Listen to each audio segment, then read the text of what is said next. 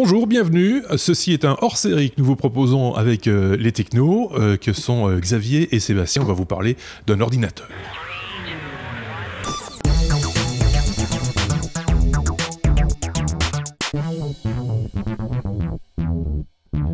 Quoi de plus logique, me direz-vous, chez les technos, de parler informatique? Oui, mais pas de n'importe quelle informatique. Pour en parler, on a avec nous Xavier qui apportera ses petits commentaires à un appareil que va nous présenter Sébastien. Salut Sébastien. Il s'agit d'un ordinateur portable, mais il est quand même très particulier. Mais tu vas nous dire pourquoi. Oui, parce que. Merci. Mes avis sont toujours aussi pertinents. Oui, c'est ça. Voilà. Tu vois, ça ne change pas. De saison en saison, ça continue. Ça, c'est fait. Voilà. Et en fait, voilà le petit ordinateur. Ouais. Alors, si vous voyez, d'ailleurs, il y a déjà plein d'autocollants dessus, donc ça prouve que ce n'est plus le mien. Oui, ils sont collés à l'envers, en plus. Ils sont collés... Ça, oui, je peux te les mettre à l'endroit. Ouais. C'est bien. Et en fait, c'est... pourquoi il y a déjà plein d'autocollants? Il y en a sur le mien aussi, mais moi, je ne mettrai pas ça. C'est les autocollants que ma fille a décidé de mettre sur son laptop. Ma fille a 7 ans.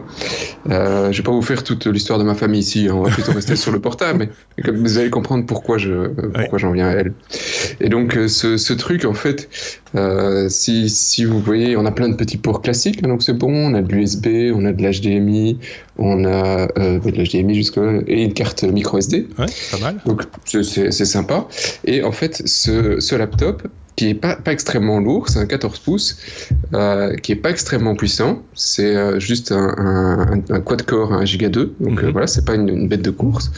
Et bien, ce Pinebook, il est basé sur un concept que j'avais assez apprécié à l'époque avec ce que les gars faisaient sur des Raspberry. Oui. Ils avaient pris un Raspberry, ils avaient tapé un écran, un clavier, ils se sont dit on a un ordinateur. Là, c'est une boîte chinoise qui vendait des cartes ARM de la même manière que les Raspberry, et qui se sont dit c'est bien, il y en a qui ont bricolé un truc avec le Raspberry, nous on va faire un vrai ordinateur propre, mais à base, effectivement, cette carte ARM. Alors, c'est une carte ARM qui, à la base, chez eux, coûte rien du tout. Les écrans, ils les achètent à l'appel, donc ça leur coûte rien du tout. Et bon, un clavier, c'est pas difficile. Eux, ils se posent pas la question. Malheureusement, si on regarde, c'est un clavier QWERTY. Ouais. Parce que, voilà, c'est des Chinois et ils vont pas s'amuser à faire des layouts spécifiques par pays. C'est le même pour tout le monde. Donc ça, c'est le petit point dérangeant. Et du coup, on arrive au point qui est vraiment le plus différenciant sur ce portable, c'est qu'il coûte $99. C'est ça. Et donc, c'est la même puissance que le Pi V3, c'est ça? Ici, c'est un ARM quad-core 64 1.2. Ouais, donc c'est avec ça, avec 2 Go de RAM. Une petite flash de 16 Go, mais du Wi-Fi, Bluetooth, USB 2, micro SD, mini HDMI, headphone. C'est fou parce que $99 ou 99 €, ouais. C'est 99 € plutôt. Hein. $99. 99 plus le port. Plus le port, machin. Enfin, on va plafonner à 150 €, on va dire ça comme ça, une fois que ça arrive à la maison. Ouais, ça coûte un peu moins que ça. Un petit peu moins que ça. Pour un ordinateur portable, alors on pourra s'inquiéter de savoir s'il est fonctionnel ou pas, et sous quel OS il fonctionne, et ça, quoi. Je voilà. Et ils ont deux versions, hein. Ils ont une version 11 pouces qui est à 89, 11,6 pouces 89. J'ai dit ok, bon, c'est sympa, mais bon, je vais pas aller pour $10 de plus. Tu te dis, soyons fous, je prends la Rolls, tu vois. $10. Et c'est vrai que le clavier est pas mal, le truc est propre. On l'a essayé quand même pendant 2 mois avec une gamine de 7 ans. Il est toujours vivant, donc le truc est solide. L'OS qu'il fournit avec, c'est un truc qui est bricolé à partir d'une Debian, donc c'est pas pour un Windows, hein, c'est pour un Linux de base. J'étais un petit peu inquiet de savoir comment est-ce que ma fille allait commencer à apprendre à utiliser ce genre de machine, parce que entre jouer avec un iPad et ça c'est super facile, et là on est sur des habitudes qui pour eux paraissent antiques, hein, parce que c'est un truc avec des menus, des programmes, une barre de menus, tu vois, le décalage est aussi profond qu'entre nous qui avons l'habitude maintenant de ces fameux menus, de cette ergonomie, et le DOS. Oui, c'est un peu ça. Et voilà, c'est la même amplitude de différence, quoi. Ça m'a un peu choqué, hein, au moment où je dis mais c'est vrai, merde, comment je vais l'expliquer cette interface? Et en fait, en 1 heure, tu te rends compte que c'est bon, quoi. Ils vont jouer dans les menus, ils ont trouvé toutes les apps qu'il fallait pour détourner ce que tu avais, l'usage que tu avais proposé du laptop, et elle était en train de surfer sur YouTube, jouer aux cartes et tout le bazar. Donc pour elle, c'est sa mini-révolution. Grâce à ça, elle pourra écrire ses textes pour l'école.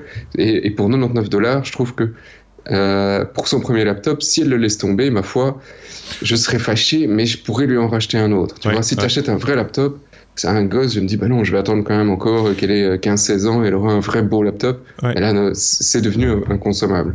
Ceci dit, des laptops, évidemment pas à ce prix-là, mais on en trouve maintenant aux alentours de 300-350 euros qui fonctionnent sous Windows 10. Qui fonctionnent, c'est un grand mot quand même. Oui, quand je dis qui fonctionnent, qui utilisent un OS entre guillemets connu, mais qui ont une durée de vie quand même, enfin, il faut le reconnaître aussi, qui va être réduite, ça va chauffer, l'alimentation va sans doute claquer après un certain temps. Ça ne vaut que 300-350 euros. Ouais. Ici, 150. On peut se dire que si ça a une durée de vie de 6 mois ou 1 an, voilà, ça fait 10 euros, 10 euros par mois. Franchement, ça tient. Hein.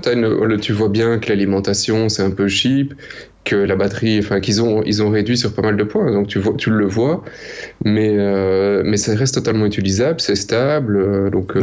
Franchement, c'est un bon truc. Par contre, pour l'acheter, bonne chance. Il faut quand même prévoir. Il faut d'abord leur envoyer un mail sur leur site pour être dans la liste d'attente. Et après 1 mois ou 2, tu réussis à être dans la liste d'attente. Et puis après, il te faut quand même encore facilement 2 mois de livraison. Donc c'est un produit qui m'a fallu 4-5 mois avant d'en avoir. Mais des laptops à ce prix-là, sous Linux, et sur un truc qui est quasi 100% libre, c'est pas évident à trouver. Et c'est quand même beaucoup plus ergonomique, effectivement, qu'un Raspberry Pi ou équivalent, un peu bidouillé avec un clavier, machin. Alors que c'est ça qu'il y a dedans. Hein. C'est bien fini, quoi. C'est bien fini.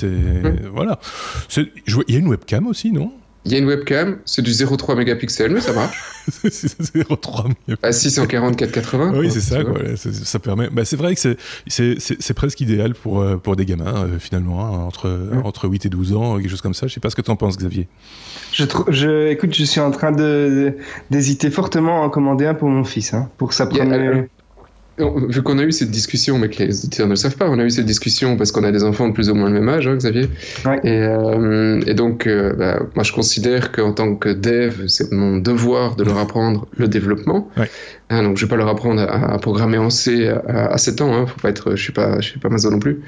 Mais il y a des outils de Berkeley qui existent, et Scratch. Mais c'est Scratch en fait. J'ai testé Scratch et je vais. Ça fait quoi Scratch?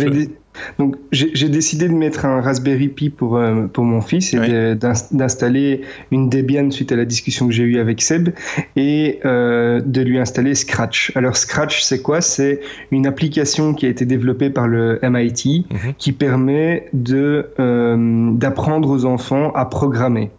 Alors au départ, le but c'est pas spécialement de les faire programmer pour les tout petits, mais on peut par exemple leur faire des petits exercices où ils vont apprendre 1 plus 1, s'ils répondent 2, il y a un petit bonhomme qui va faire bravo. Enfin, on peut faire une multitude d'applications, on peut créer des histoires avec ça, et c'est vraiment très très simple. Il y a moyen de faire les programmes les plus basiques, ça va être une évolution par exemple du logo pour ceux qui ont connu la petite tortue qu'on fait déplacer. Là, c'est au lieu d'une tortue, c'est un petit bonhomme dessiné ou un chat ou un chien, enfin ce qu'on veut. Mais on va programmer avec des blocs visuels, hein, des blocs de code. On va avoir par exemple un bloc qui va être une boucle et on va mettre dedans un autre bloc qui va être déplacer le petit bonhomme et l'enfant va mettre de 10 pas vers la droite par exemple, ce genre de choses. C'est vraiment très très très intuitif et c'est vraiment une belle initiation à la programmation ludique pour les enfants. C'est une première approche, quoi. Ouais, c'est une première approche. Ça t'apprend les premiers concepts, hein. Les boucles, les opérations, les tests, etc., les opérateurs, les conditions, etc. Et il y a des gars qui ont fait des Mario Bros avec ça, hein, tu vois, Team Mario et tout. Donc il y a moyen, tu peux faire un Pong. Le code pour faire un Pong tient sur une page. Oui, c'est ça. C'est une vingtaine de blocs. Donc tout ça est assez sympa. Et c'est installé de base. Hein. C'est Linux et c'est installé de base sur le laptop. Donc pour moi, c'est génial. Pour dans des écoles, tu vois, ce serait un truc qui est génial. Oui, pour ces faudrait une salle d'école. On est d'accord, mais pour ça, il faudrait les enseignants qui savent s'en servir aussi, ce qui est pas toujours évident.